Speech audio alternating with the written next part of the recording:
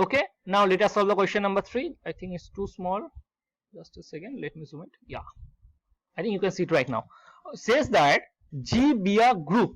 Okay, so here G is a group, capital G is a group.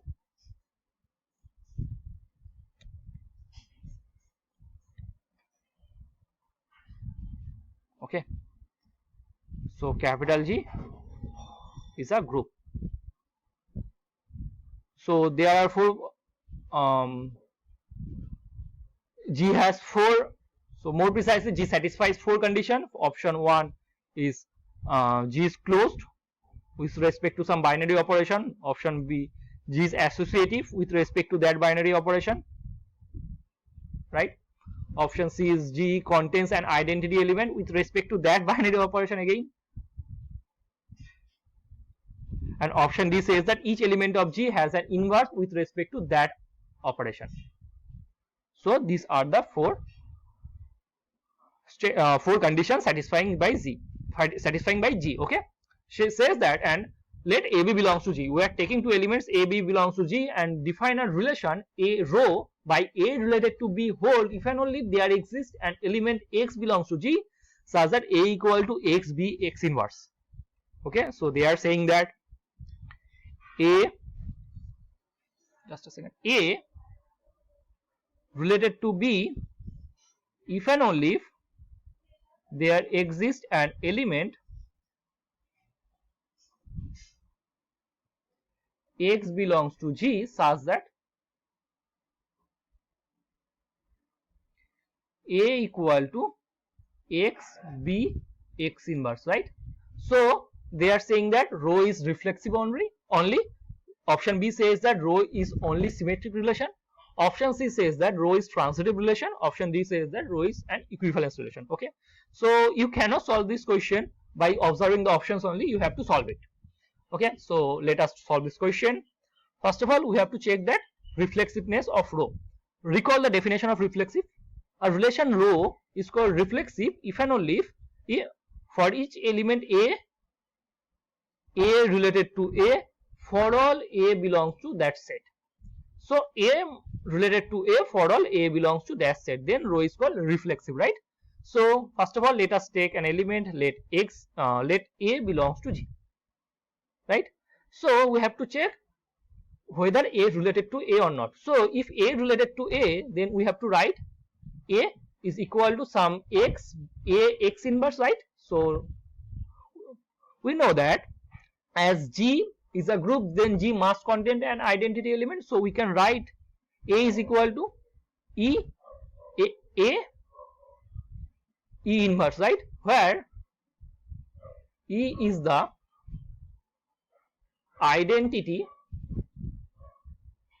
just a second, E is the identity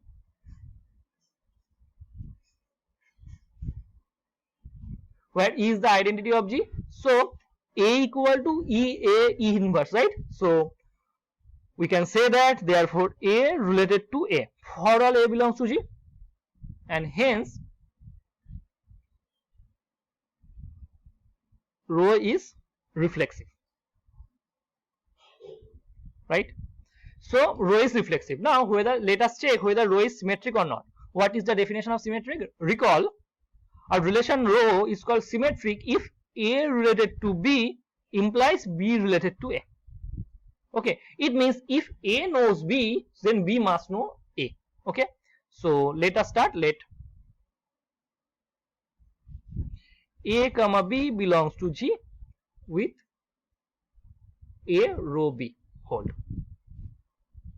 Okay, if A rho B, I can write there exists an X belongs to G such that A equal to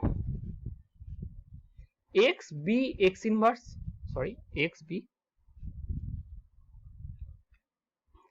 X inverse. Okay, so what I am going to do, so I am taking X inverse from the left and X from right. X inverse X B X inverse X. So as G's group is satisfies the associative law, so I can write it X inverse X B X inverse x, right? So we know that x inverse x is nothing but identity element E. So this is E again. So E is nothing but B. So now I can write it B equal to x inverse A, x inverse is whole inverse. So I can write it y A y inverse, where y is equal to x inverse, as x belongs to B, x inverse must belongs to B. So I can write B is equal to y A y inverse for some y belongs to G, and hence I can say that B related to A. Therefore, if A related to B, it implies B related to A, and hence I can say that rho is symmetric also. Rho is symmetric. Okay. Now we have to check whether rho is transitive or not. For this, what is the definition of transitive? Let us recall, if let a relation rho is said to be transitive if A related to B and B related to C implies A related to C. Okay. A relation rho is called symmetric if A related to B and B related to C implies A related to C. Let us start. Let A, B, C belongs to G with A related to B and B related to C. Okay. Now A related to B means there exists an X belongs to G. We can write A equal to X, B, X inverse. And B related to C implies there exists an Y belongs to G, such that B is equal to Y, C, Y inverse, right? So for some X belongs to G, for some Y belongs to G, right? So what I am going to do, I am just going to put the value of B is equal to Y, C, Y inverse here. So I can write A is equal to X, Y, C, Y inverse, X inverse, right?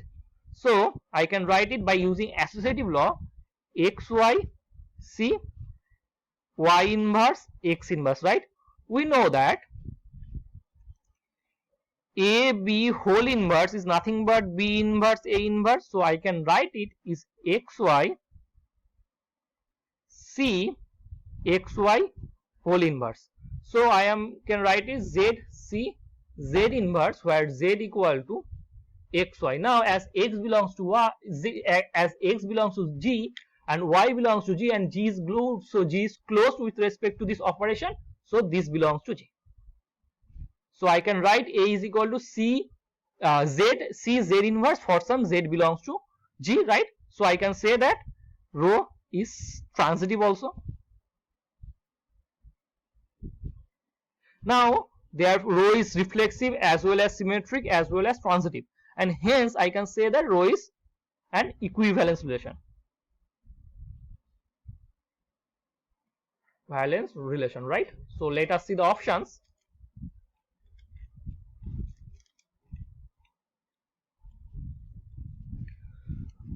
So option D says that rho is an equivalence relation, right? So option D is our correct option, right? So that's all about our question number 3.